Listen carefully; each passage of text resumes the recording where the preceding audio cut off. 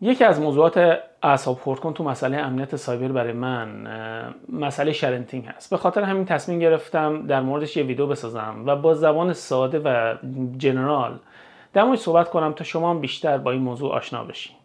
سلام، من احسان هستم، به تکنت ادونچرز خوش اومدین. امروز میخوام تو این ویدیو در مورد معضل شرنتینگ در سوشال مدیا یا همون شبکه‌های اجتماعی صحبت کنم.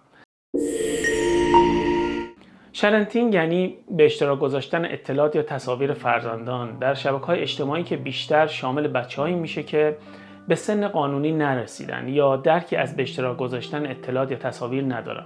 واژه شرنتینگ تو سال 2016 از دو واژه اوورشرینگ و پرنتینگ درست شد. اوورشرینگ یعنی زیاد به اشتراک گذاشتن اطلاعات خصوصی و شخصی و پرنتینگ که به همون معنی والد بودن میده. عوامل مختلفی از لحاظ روانشناختی در ارتباط با شرنتینگ شناخته شده که دوست ندارم خیلی وارد اونا بشم و سعیم بر این هست که تا اونجا که ممکنه فوکس هم روی قسمت‌های سایبری باشه. ولی با وجودی که مباحث روانشناسی و سایبری دو تا موضوع بسیار متفاوت هستن، ولی در مسئله شرنتینگ خیلی به هم تنیده شدن. جنبه‌های منفی شرنتینگ خیلی بیشتر از نکات مثبتش است و اگر شرنتینگ بخواد به صورت مثبت انجام بشه نیاز به آگاهی و برنامه‌ریزی درست داره. توی نظرسنجی در آمریکا معلوم شد که بیش از 75% والدین تصاویر، داستان‌ها و اتفاقاتی که برای فرزنداشون اتفاق میفته رو توی سوشال میدیا به اشتراک میذارن و 33% اونها بچه‌هاشون قدرت تشخیص داشتن ولی والدین هیچ وقت از اونها اجازه برای این کار نمیگرفتن. آمار شرنتینگ توی کشورهای مختلف متفاوت هست و همیشه میزانش بالاست، یعنی وقتی شما آمار میگیرین میزان زیادی از والدین شرنتینگ انجام میدن. شرنتینگ به معنای واقعی میتونه آثار خطرناک و جبران ناپذیری برای حال و آینده یک کودک داشته باشه و حتی هویت و وجود یک کودک رو به خطر بندازه که حالا در مورد بعضی از مشکلات سایبری رایج شرنتینگ اینجا صحبت میکنم. اولین ریسک سایبری در شرنتینگ سرقت اطلاعات شخصی است که میشه کم هزینه ترین مورد برای هکرها. 80% والدین که شرنتینگ میکنن از اسامی و اطلاعات واقعی بچه‌هاشون استفاده میکنن. در مبحث اطلاعات شخصی از تصاویر و اطلاعات به اشتراک گذاشته شده بچه‌ها توی سوشال مدیا و همچنین به وسیله سوشال انجینیرینگ میشه اسم و تاریخ تولد و سال تحصیلی و مدرسه و محل زندگی و دوستان و هزاران اطلاعات دیگر به دست آورد و با ترکیبشون با اطلاعاتی که از فیشینگ ها و دارک وب ها و یا دیتا بریچ ها به دست اومده یه مجموعه کامل اطلاعات از یک کودک به دست میاد که از اونا برای خیلی از بزهکاری بزرگ میشه استفاده کرد. دومین مبحث اوورشرینگ هست که الان معنیشو میدونید دیگه. بعضی وقتا اوورشرینگ عامل وایرال شدن مطالب توی سوشال مدیا هم هست. نگاه کنید، از نظر امنیت سایبری شما هر فایل دیجیتال با دیگران به اشتراک بذارین میتونه پابلیک یا عمومی حساب بشه. حتی ای تو پلتفرم‌های اینکریپت شده یا به قولن رمزنگاری شده مثل واتساپ باشه.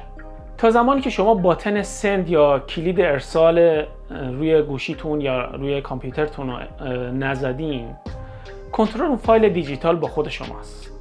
از زمانی که کلید سند رو زدین یا فایل رو پابلیش کردین، کنترل فایل یا تصویر در اختیار شما نیست و این قسمت میتونه به شدت خطرناک باشه. ممکنه بگید چرا و حالا بیاین توی پرانتز در مورد چند نوع از خانواده‌ای که شرنتینگ انجام میدن یه مثالای بزنیم، بعد برگردیم به اصل موضوع و جواب این سوال بهتون بدم. اگه تا اینجای ویدیو از تماشای این قسمت لذت بردین، لطفاً ویدیو رو لایک کنید، اونو به اشتراک بذارید و کانال ما رو سابسکرایب کنید اگه تا الان سابسکرایب نکردید. خانواده‌ای که شرنتینگ انجام میدن و من به دو دسته تقسیم کردم. گروه اول رو اسمشون گذاشتم خانواده کودک محور و گروه دوم اسمشون گذاشتم خانواده کودک ابزار. البته این یه نظر کاملا شخصیه و این اسم معنیش توهین به کسی نیست، فقط من میخواستم این کاتگوری رو از لحاظ حالا اون رفتاری که والدین انجام میدن با مسئله سایبری مقایسه بکنم. خب حالا خانواده کودک محور من چند تا مثال در موردش میزنم. اولین گروه خانواده هستن که میخوان به صورت مثبت و برنامه‌ریزی شده از استعدادهای بچه‌شون سلبریتی سازی بکنن، یعنی توانایی که در محیط‌های اجتماعی به عرصه میرسه رو پرورش بدن. نمونهش هم مثلا میشه رایان کاجی رو گفت که سال 2015 در سن 4 سالگی مثلا جلوی دوربین حالا یوتیوب رفت و الان جزو میلیونرهای دنیاست. یا خانواده‌ای که فرزندشون توی زمینه خاصی استعداد داره، مثلا توی ریاضی، توی موسیقی، توی اسپورت استعداد خاصی داره و میخوان اینو پرورش بدن تو محیط اجتماعی. مثال دیگه که میتونم بزنم خانواده‌ای هستن که به دنبال کامیونیتی و گروه‌های مشابه میگردن برای پرورش درست بچه‌هاشون و اینجا تبادل اطلاعات میکنن، سعی میکنن افراد مشابه خودشون پیدا بکنن که یه محیط مثبتی به وجود بیارن و سعی بکنن که بچه‌هاشون به محیط‌های منفی جذب نشن. هرچند اگر این گروهایی که براتون مثال زدم برنامه خاصی برای کارشون نداشته باشن، من اینا رو توی گروه بعدی یا همون گروه کودک ابزار قرار دادم. مثلا خانواده‌ای که بچه‌هاشون استعداد خاصی دارن ولی بچه‌ها رو تحت فشار زیاد قرار میدن و میخوان با این تحت فشار قرار دادن اون شواف بکنن و به دیگران حالا به قول معروف پوز بدن. گروه کلی بعدی گروه‌های کودک ابزار هستن که حالا ما بیشتر میخوایم روی اینا فوکس بکنیم. نمونه که من میتونم مثال بزنم والدینی هستن که خودشون توی شبکه‌های اجتماعی فعال هستن و از بچه‌ها برای گرفتن توجه استفاده میکنن که این خانواده‌ها خودشون به چند تا گروه تقسیم میشن. مثلا خانواده‌ای که با نقاب بچه‌ها میخوان خودنمایی کنن و تصاویر و زیبایی و شیرین زبانی و نکات مثبت عادی و روزمره فرزندشون رو میان به صورت یه موج مثبت توی اکانتشون به نمایش میذارن و دوست دارن از دیگران توجه و تعریف بگیرن و یا همون لایک و کامنت. و خیلی از خانواده‌ها توی این گروه قرار میگیرن، از جمله خود من فکر میکنم توی این گروه باشم و ممکن این برای همه افراد هم اتفاق بیفته، ولی خب کار 100% مثبتی نیست. گروه دیگه خانواده‌ای هستن که برای بزرگ کردن بچه‌هاشون زیر فشار زیادی هستن یا بچه‌هاشون مثلا دچار مشکل خاص یا مریضی خاص هستن، حتی موقت، یعنی این ممکن دائمی هم نباشه، ولی چون خانواده اون موقع تحت فشار زیاد هست و نیاز به ساپورت فکری اطرافیان داره، میاد در زمانی که حالا مشکلاتش داره توی سوشال میدیای خودش به اشتراک میذاره، برای جلب توجه بیشتر تصاویر عامل اون مشکل رو هم که حالا از نظر اون خانواده کودکش میشه رو میاد به تصویر میکشه. و اینو بهتون بگم که این خانواده‌ها در جوامع پیشرفته تعدادشون هم بیشتر هست. مثال آخری که میخوام در مورد کودک ابزارها بزنم و به نظرم اینا فاجعه هست کارشون و هیچ توجیهی من براش پیدا نمیکنم، کسایی هستن که برای وایرال شدن و به دست آوردن فالوور بیشتر کارا یا حرفای بچه‌هاشون که تو اون سنین خیلی نرمال هست و حتی ممکنه نشونه تیزهوشی اون بچه‌ها باشه، ولی چون از نظر بزرگسال حالا اینا مایه خنده هست و حالت جوک داره و احمقانه ممکنه به نظر برسه، میان اینا رو اورشرینگ میکنن. حالا این پرانتز راجع به خانواده‌ای که شرنتینگ میکنن رو میبندیم و برمیگردیم به مبحث همون امنیت سایبری و جواب سوالی که قبلا پرسیده شد راجع به اورشرینگ. چون اورشرینگ خیلی وقتا باعث از دست دادن کنترل و نشر اون مطلب میشه توی فضای دیجیتال، برای آینده کودک بسیار میتونه زیانبار باشه.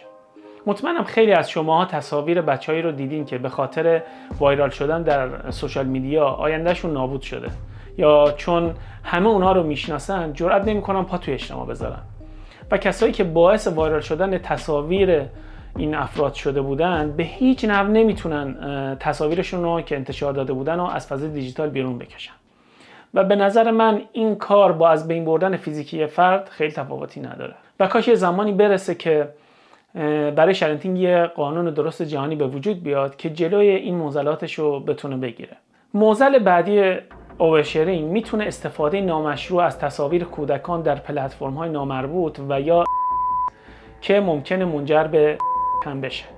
من وارد جزئیات این قسمت نمیشم چون ممکنه برای افرادی که روی حساس دارن قابل تحمل واقعا نباشه و چون مطلب در مورد کودکانم هست، اگر بازتر حرف بزنم یوتیوب ممکنه به من تذکر بده یا ویدیو منو حذف بکنه و این موردم واقعا جزء مواردی هست که خیلی وقتها دغدغه بسیاری از خانواده امروزی تحصیل کرده است و فوق‌العاده اعصاب خورد کنه. نکته بعدی که باید اضافه بکنم، شرنتینگ میتونه یک عامل بسیار قوی برای ایجاد سایبر بولینگ بسته به سن کودک در حال و آینده باشه که در مورد این موضوع دوست دارم در آینده یه برنامه‌ای بسازم و امیدوارم یه فرد متخصص حالا در زمینه روانشناسی یا جامعه شناسی پیدا بکنم و توی چند تا برنامه راجع به سایبر بولینگ صحبت کنیم. فقط یه توضیح برای کسایی که نمیدونن سایبر بولینگ چی هست بدم که نگاه کنید. سایبر بولینگ اگه بخوایم به فارسی ترجمهش کنیم، ترجمهش میشه همون قلدری یا توهین‌های اینترنتی که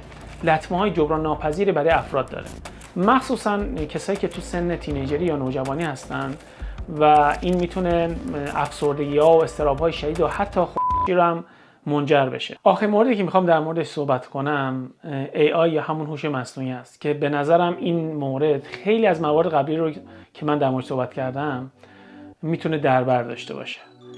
این روزا شما میبینید که با هوش مصنوعی چه کارهای عجیبی میتونن انجام بدن روی صدا و تصویر و حتی اطلاعات افراد. هرچند حالا تازه هوش مصنوعی اول کار هست، یعنی هنوز پیشرفت خیلی زیادی نکرد، یعنی یه پدیده جدیدی هست. به قول یه بنده خدایی میگفت که این روزا اینقدر که خواننده‌هایی که فوت کردن آلبوم میدن بیرون، موقعی که زنده بودن ترانه نداشتن. پس با توجه به این حالا فیدبکی که ما تا الان دریافت کردیم از این موضوع، میدونیم که با صدا و تصویر بچه‌هامون میتونن مشکلات زیادی برای هم خودمون هم بچه‌هامون چه از لحاظ حقوقی و چه از لحاظ حقیقی به وجود بیارن. ممکنه مثلا همین امروز که هوش مصنوعی پیشرفت زیادی نکرده، یه نفر با صدای بچه شما تماس بگیره بهتون بگه پول برای من ارسال کن به فلان حساب، یا مثلا من کارتم همراهم نیست. این کاری که الان این روزا میتونن با این AI انجام بدن.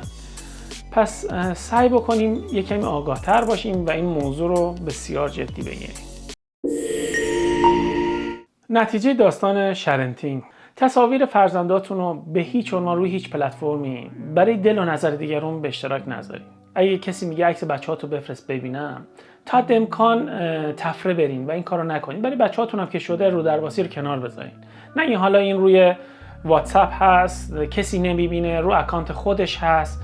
اگه دوست دارین خانواده‌تون رو به نمایش بذارین توی سوشال میدیا، مثلا شادی‌ها یا ناراحتی‌هاتون رو با دیگران تقسیم کنید، یا حتی اگه میخواین شواف بکنید و پوز بدین، اشتراک تصاویر رو به حداقل برسونید و بیشتر از عکس‌ها و اونم از تصاویر نچندان واضح استفاده کنید تا ویدیوها. وقتی تصاویر از بچه‌ها میذارین، ترجیحاً صورتشون رو نشون ندین. از اسما و اطلاعات واقعی بچه‌ها استفاده نکنید.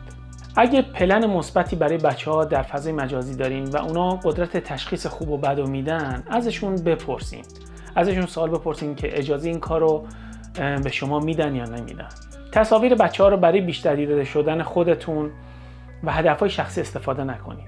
یه نکته من دوستان اینجا بگم و در واقع تکرار برای خودم هم هست. حتی نگاه کنید، ما پدر مادرها به عنوان کفیل بچه‌هامون تا سن قانونی باید برای پیشرفتشون پلن‌های مختلف داشته باشیم تا اونا به جای درستی برسن و بعد که رشد کردن خودشون رو پیدا کنن و ادامه بدن.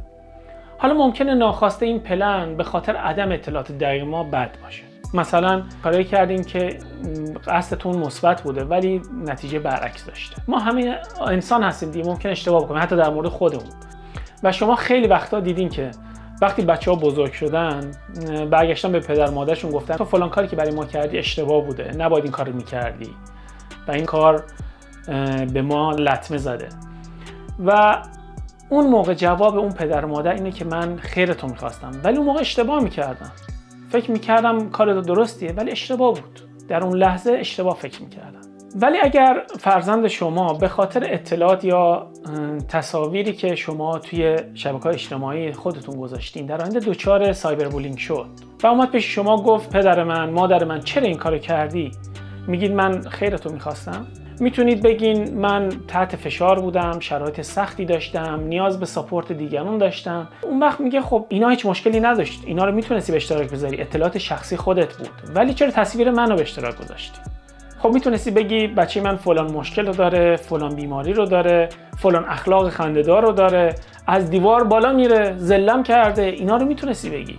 و همین برای کسایی که باهات همدل و همراه بودن و قصد کمک به تو رو داشتن کافی بود.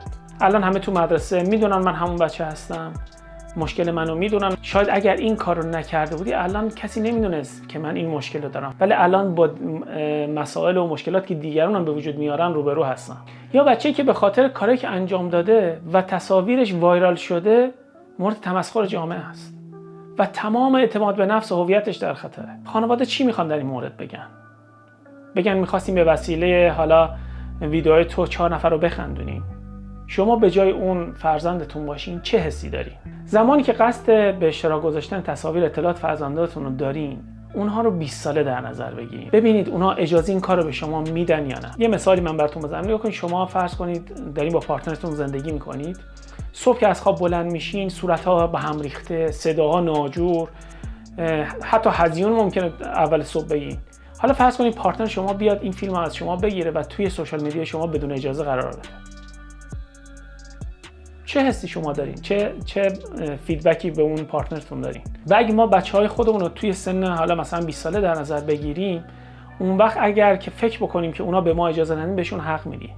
و در آخر قبل از کلیک روی دکمه ارسال فکر کنید. ممنونم که تا اینجای ویدیو با من همراه بودین. لطفاً سوالا و نظراتتون رو کامنت کنید و اگر ویدیو رو دوست داشتین یادتون نره با دیگران به اشتراک بذارین، کانال رو سابسکرایب کنید و در مورد این مطالب با دوستاتون صحبت بکنید. امیدوارم که همیشه سلامت باشین. خدا نگهدارتون.